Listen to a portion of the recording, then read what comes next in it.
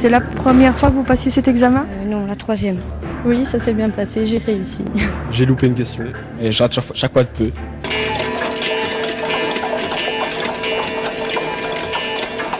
Vous allez choisir quelle filière pour la pratique? Libre. Ma maman veut bien me payer 6 heures pour apprendre les bases. L'auto-école. Bah disons que là au moins on est sûr de pas faire d'erreur quoi, c'est plus objectif. 60% des candidats à la route en Belgique choisissent la filière libre, 20% seulement en Suède. Une formule proscrite en Allemagne et au Danemark. Si les Belges privilégient cette formation, c'est parce qu'il y a 4 ans encore, elle était gratuite. On apprenait à conduire avec papa ou maman. Mais à force de vouloir rendre cette filière accessible au plus grand nombre et de vouloir couper les ailes au secteur florissant des auto-écoles, nos dirigeants ont favorisé l'éclosion d'un marché parallèle qui nargue une filière professionnelle en perte de vitesse.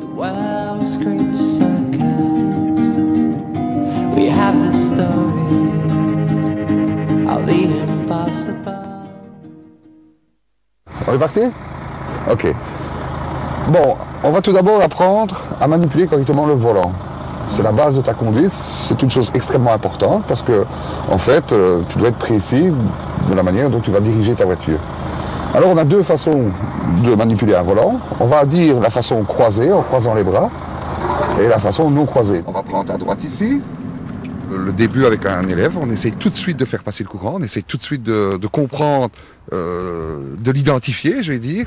Et alors en fonction de ça, nous autres moniteurs, on va devoir s'adapter. Donc à partir de maintenant, tu dois toujours avoir comme deux petits rayons laser qui nous précèdent et que tu projettes au sol et qui dirigent l'emplacement, l'endroit où tu veux passer avec ta voiture. Ok?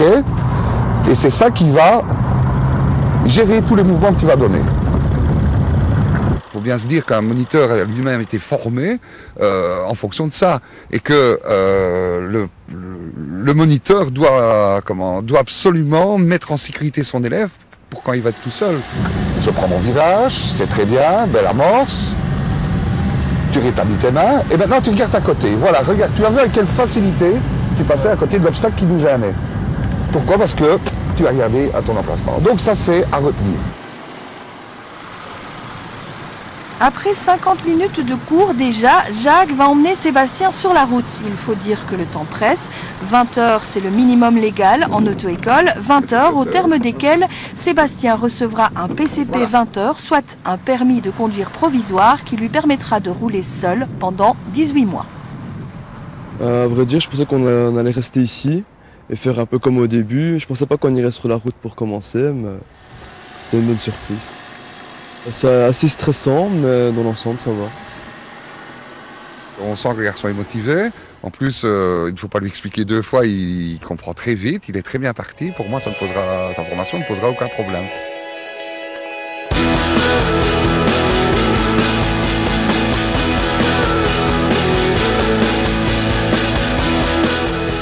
L'apprentissage automobile est un secteur relativement jeune et qui a précédé de peu l'examen au permis de conduire instauré en 1977. Les auto-écoles étant soumises à un accès à la profession, les plus fortes ont rapidement monopolisé le marché. Et c'est sous le couvert de la libre concurrence européenne qu'en 2004, nos dirigeants ont changé les règles du jeu en matière d'agrément, une réforme qui a coûté cher au secteur.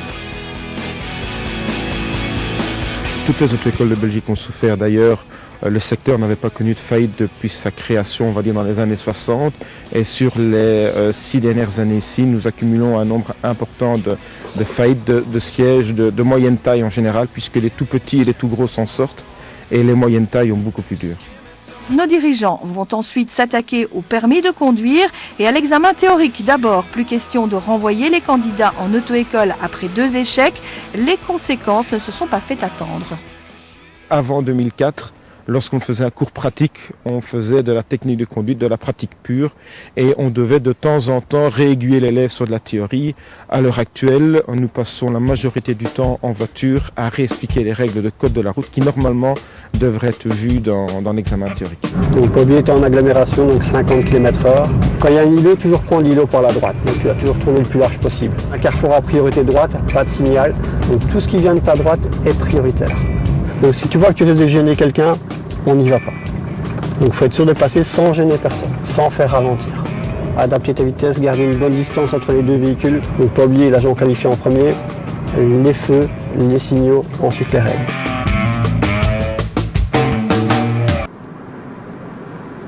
Pour sa formation pratique, David a opté pour la filière libre, c'est-à-dire gratuite. Il peut rouler avec le guide de son choix, son papa en l'occurrence, et faute de pouvoir s'offrir une formation complète en auto-école, il a quand même choisi de suivre un module de 6 heures, une formule à 250 € plus économique. Et on recule comme il faut. On apprend 2 méthodes de rouler, donc c'est encore mieux dans un sens. Est-ce que tu te sens plus en sécurité aussi, peut-être parce qu'il y a les doubles commandes ou pas forcément? Oui, je me sens plus en sécurité ici quand même. Parce que sinon, je stresse vite quand même des fois. Donc, On regarde bien qu'il n'y ait personne et on avance tout doucement. Parce que tu vois, les gens, ils ne respectent pas le code, donc forcément, ils ne te laissent pas passer à gauche. Avance tout doucement. Donc pied sur l'embrayage un petit peu, on avance. Tu vas voir ce qui se passe. Regarde un petit coup d'œil à gauche aussi. Parce que tu vois, la voiture verte, elle ne s'arrête pas. l'expérience c'est quand même le plus important, parce que le code de la route, à la rigueur, tu sais le connaître, mais voilà, quand tu as l'expérience, tu sais bien comment ça va, tu as les habitudes. Tu vas devoir allonger le couloir et venir faire ce qu'on appelle une préparation pour franchir par la suite le couloir ici. Alors, toi, avec ton camion, n'aie pas peur de t'enfoncer loin, tout en sachant que tu ne peux pas dépasser la rigole ici. À l'examen, ce sera une ligne blanche, d'accord? Mais tu sais que dans ton mouvement ici, tu ne peux pas la dépasser.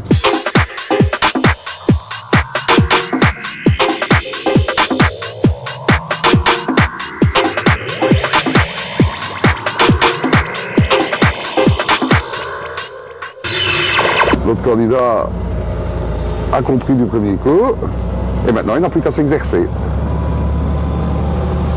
Il n'est pas rare de retrouver un moniteur voiture comme Jacques aux commandes d'une formation poids lourd. Les moniteurs tentent en général d'acquérir un maximum de brevets, il y en a 5 jusqu'à celui de directeur d'auto-école, mais ce n'est pas parce que l'on sait conduire une voiture que l'on est capable de manier plus de 7 tonnes. Ce sont deux conduites diamétralement opposées, dans le sens où on n'a pas le crédit d'improviser. Un camion, toutes les situations doivent avoir été analysées avant la situation et pas pendant. On va se ranger ici le long de la bordure. Si nous, au départ, on arrive en travers comme ça, il va falloir dans les derniers mètres redresser ton camion de façon à arriver perpendiculaire et avoir un champ de vision bien ouvert dans ton carreau de droite, d'accord? Donc c'est un bel exercice. Quand tu seras tout seul à bord d'un camion, chaque fois essaye de penser que quand tu arrives dans une situation de carrefour oblique comme ça, que tu dois dresser ton camion, d'accord? L'an dernier, les épreuves poids lourds ont été revues, comme dans les autres pays européens, pour plus d'équivalence entre les permis. On parle désormais d'un certificat d'aptitude professionnelle. Fin d'année 2009, nous avons dû recycler tout notre personnel. Donc nous avons dû établir des programmes de cours et ainsi de suite pour pouvoir les mettre à niveau et les préparer à la nouvelle procédure d'examen. Ce qui a changé, c'est que maintenant on demande aux candidats, en plus de savoir conduire un camion, c'est de savoir gérer des situations de tous les jours.